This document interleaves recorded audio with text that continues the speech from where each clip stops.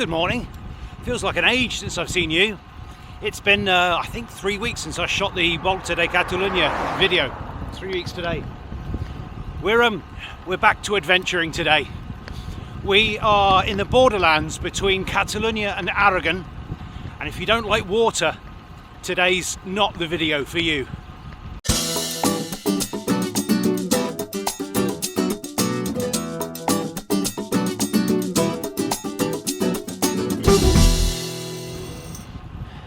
To be fair, if you don't like castles, mines, dams, hydroelectricity, what else have we got? We've got rivers, bridges, climbs, nasty climbs. Bit of everything today.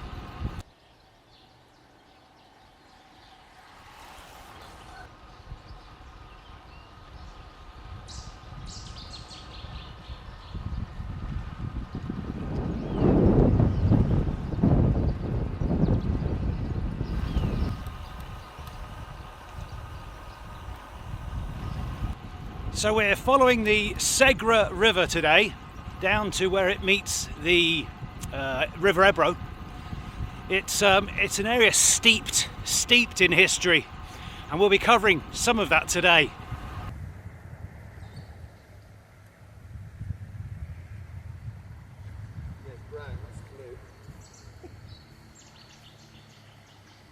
But the town where the two rivers meet is Mequinenza, which is, frankly, it's a fishing mecca for sports fishermen.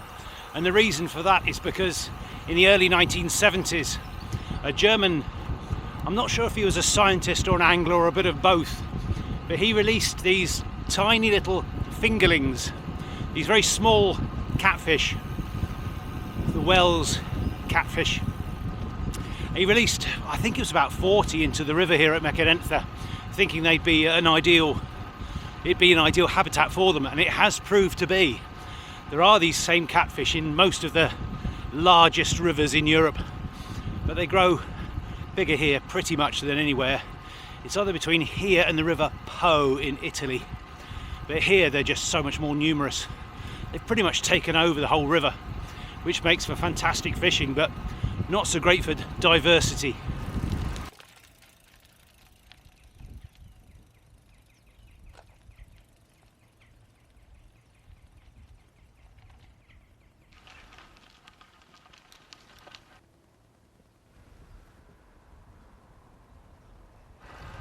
So this is the River Segre, and we've only got another few, maybe 5 or so kilometres before it meets the River Ebro. But the River Segre actually is a weird one. It's something I'd like to trace on the bike, the whole length of it, because it starts in France on the north side of the Pyrenees. It then somehow turns around, comes through the Pyrenees and ends up here, which is, I don't know, maybe 250 kilometres to the south. And I've always been intrigued by the river being able to do that, because the Pyrenees aren't small. They were absolutely magnificent on the way here this morning. I could see snow on the biggest, the Pic Aneto, which is 3,000 something metres. I'll probably never go up that, not without a ski lift. But the other thing that Mequinenza and surrounds is famous for is its coal. It was a coal mining area long before it was a sport fishing paradise. And 30% of Spain's coal came from Mequinenza. But because there were no particularly good roads to get the coal out, it was ferried downstream on the ubiquitous yaguts. And the yaguts were just very simple barges. And the barges could float downstream okay. These are some of the mine buildings.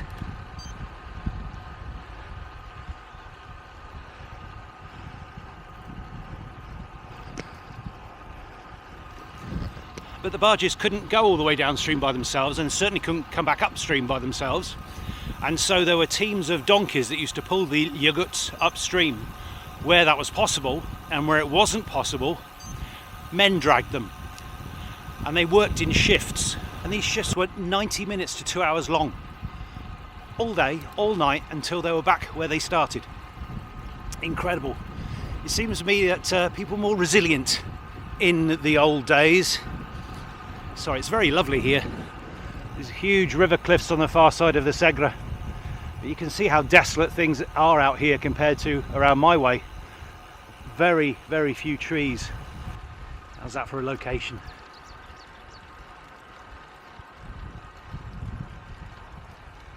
And that's where we're initially headed, Mecenentha. There's a fantastic story about Mecenentha. Well, in fact, there's loads and loads of fantastic stories about Mecenentha. A lot of people don't realise that it's extremely ancient. It's because it's on the confluence of these two major rivers, it's of huge strategic value. The land was extremely fertile because of the never-ending water, which is obviously rare in Spain, year-round water. But the Iberians were here as usual, as first, and after them the Romans, and there was a huge battle here, and it was of such importance to the Romans that during the Roman Civil War, when Julius Caesar tried to start an empire from what was a republic previously, Julius Caesar himself fought here against Pompey, who was fighting on behalf of the republic. And of course we know what happened, because Julius Caesar is famous and Pompey isn't, so Julius Caesar won.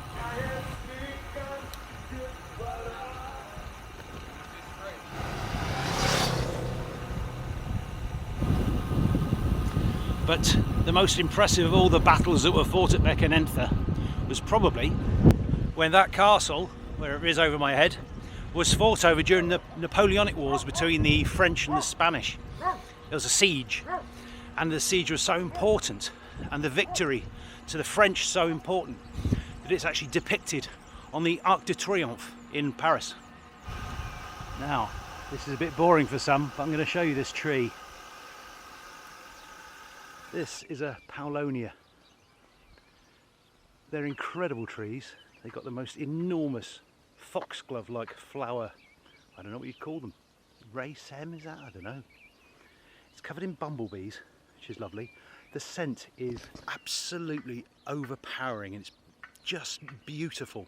It's used in perfume, but the timber itself is one of the fastest growing hardwoods, but it's the fastest growing wood of any sort. It's up there with willow and bamboo, but it's a hardwood, and it grows incredibly fast. And the only reason I'm telling you is because we're thinking about actually setting aside some of our farm to a plantation of this stuff, because its resale value as timber is huge, and it smells nice, and it's bloody pretty, so fantastic. Win-win-win. So we're now on the banks of the Ebro, which has a very impressive river cliff that is hundreds of feet high, if you can't tell. But what I was showing you is that almost every one of these properties is set over to sports fishing anglers, holidays. Huge money, huge money.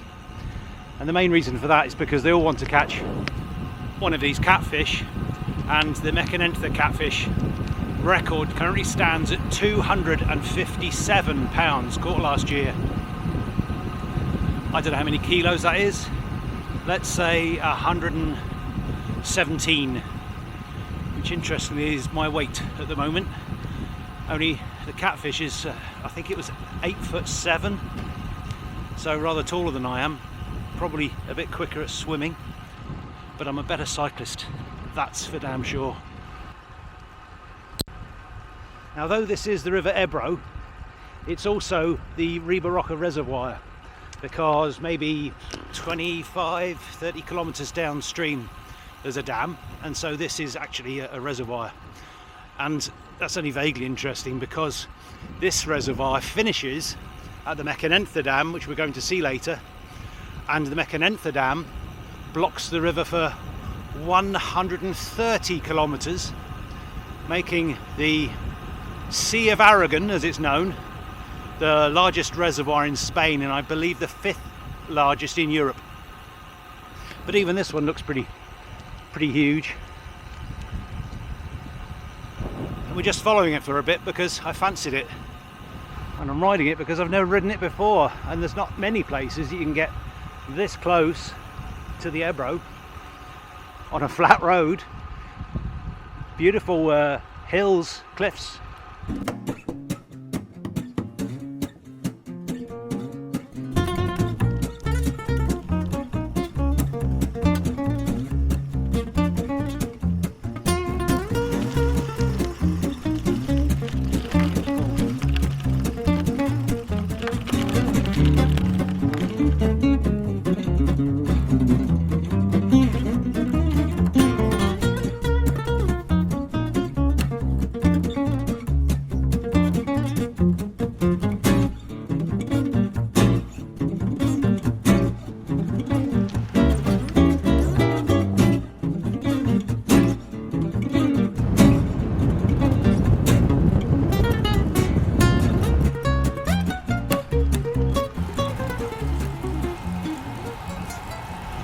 One thing I find a little bit strange about the French celebrating the decisive victory they had over the Spanish here during the Napoleonic Wars, so much so that it's depicted on the Arc de Triomphe.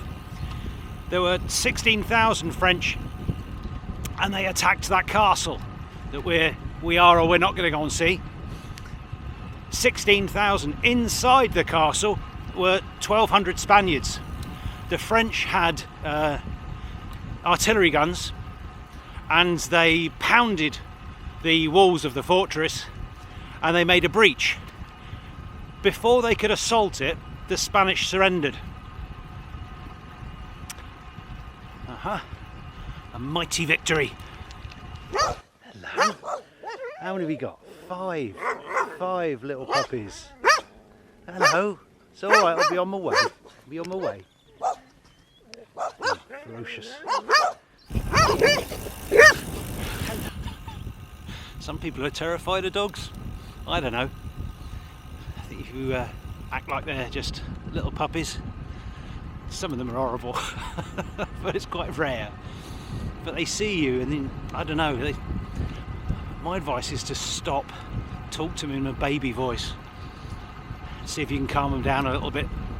They're excited to see you. They've had nothing to do all day, and as long as you're not too close to their property, they're not going to chase you. They want to chase you because they're bored. So you interacting with them might work, or you might get bitten. Hopefully not. Anyway, my advice, baby voice. It's worked for me over the years. Let's go back to the French for a moment. There must have been enormous relief that they didn't actually have to try and assault that. That would not have been easy, because that is magnificently located.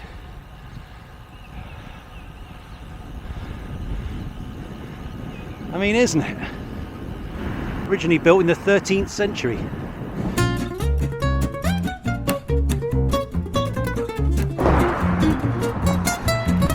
Just stopping to get a photo for Strava.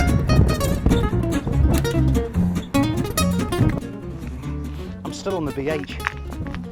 They're still letting me have it. And I was saying to a friend that they're saying he's noticed that my speeds have gone up by about 2 kilometers an hour on all my rides. And though that's true, in some ways they're actually slower, because I actually have to stop and get off and look at the damn thing, because that is a beautiful bike.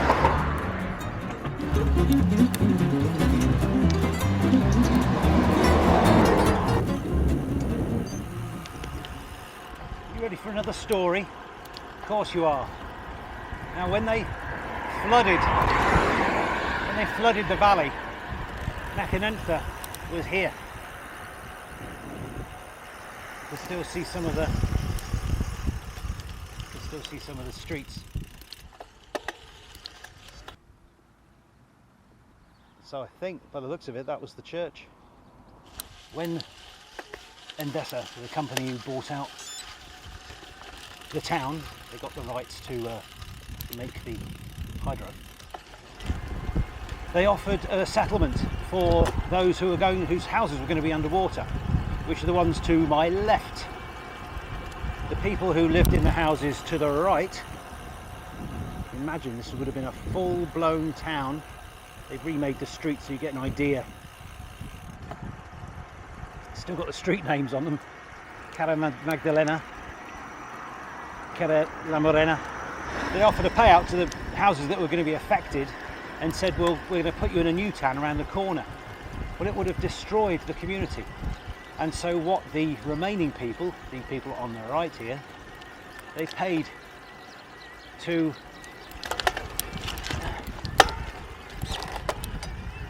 for themselves to actually move with their colleagues, their friends, their neighbours, so that the entire town moved, even though they weren't going to be paid for it.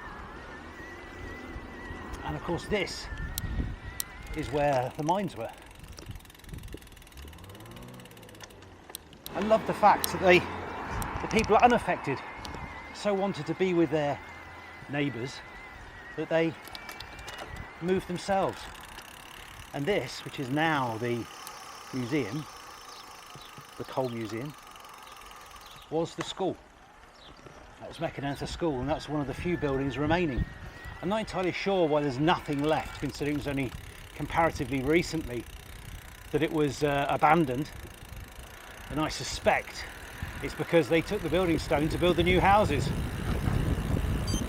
This is one of the comparatively few, even now, bridges over the Ebro.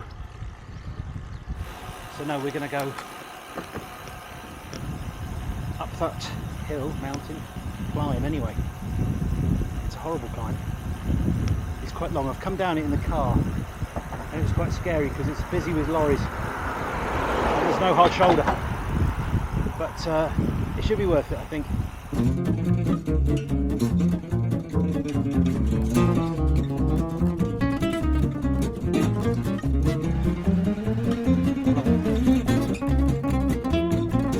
Got a lorry up my arse at the moment.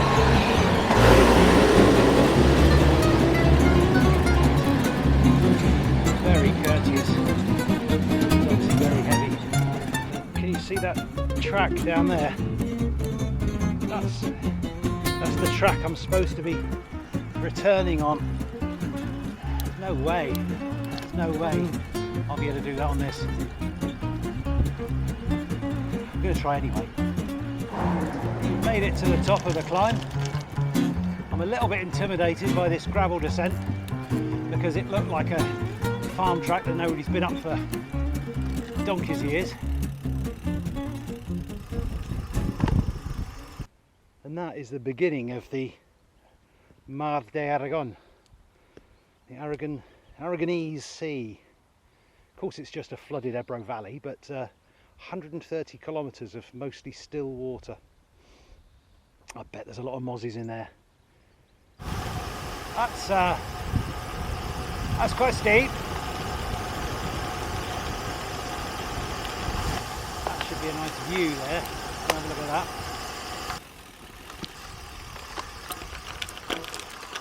I always think tops of dams look a bit boring. Looks like a little bridge, but it's not. Ah, I can see the. Oh, that's not too bad. That road, is it? That's what we're going on later. Well, in a minute. Got my arse out of the back of the saddle, off the back of the saddle. I think we turn right here.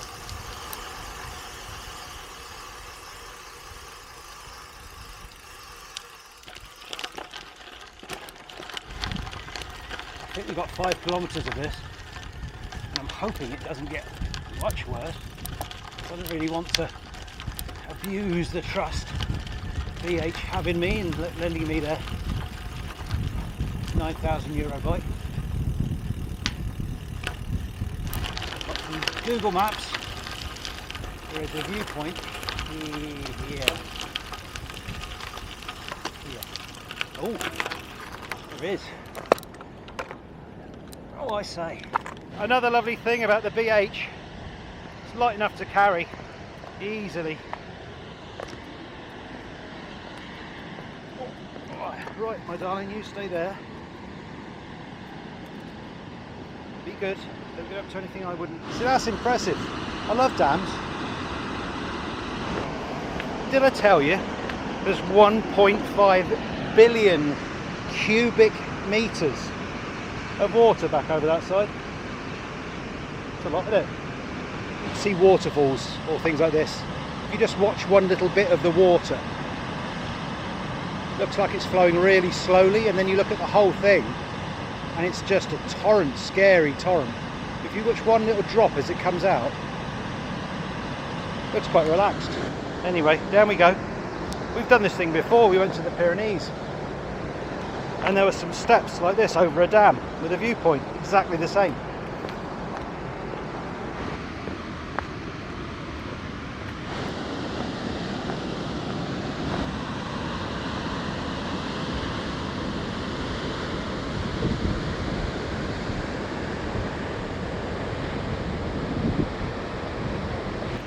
Like another story, the turbines in this dam were designed by a British engineer, and his name was James Francis. I'm going to have to check. James Francis. He was born in 1848 and he designed a water turbine for hydroelectricity, which is still used today. It's the same design, and almost every hydro dam in the world uses James Francis's design. This one, the Hoover Dam, the Yangtze Dam, the Three Gorges Dam on the Yangtze, all use his design. A fifth of the world's electricity is provided by turbines that he designed. That is genius. And he's obviously a genius as well, because the other thing he invented was sprinkler systems for buildings, for fire prevention. That was his design. He also came up with a formula to design the height and width of weirs. I mean, this guy knew water. I think the Moors would have loved him. He really knew water. But he was scoffed at in his lifetime occasionally.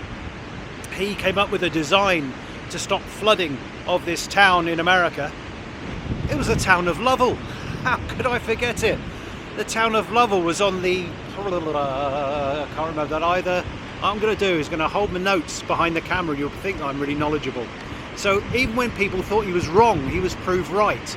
He made Francis's Folly, which was a flood prevention system that he installed on the Pawtucket Canal, and nobody believed it would work, or even it was ever needed.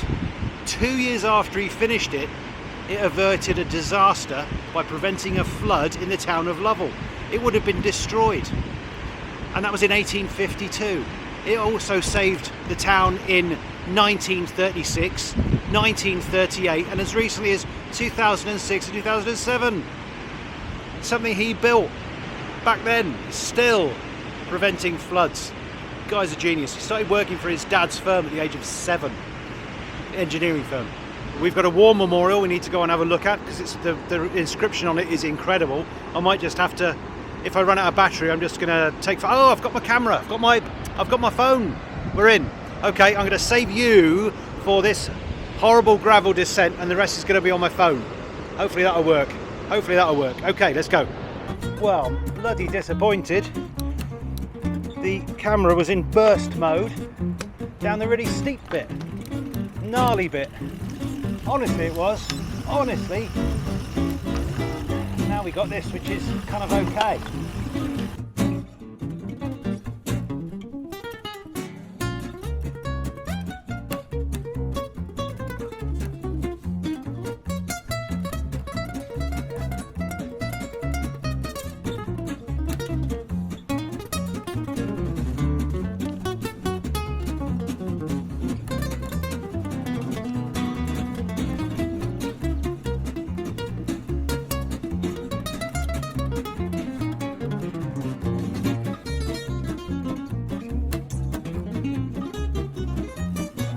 Started on the climb now.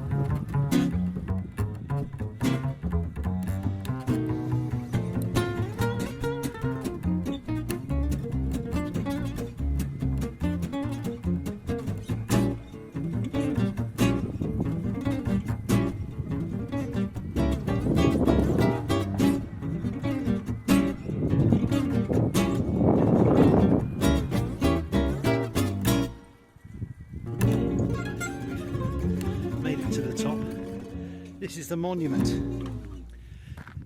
It may not look much, but this was erected in 1998.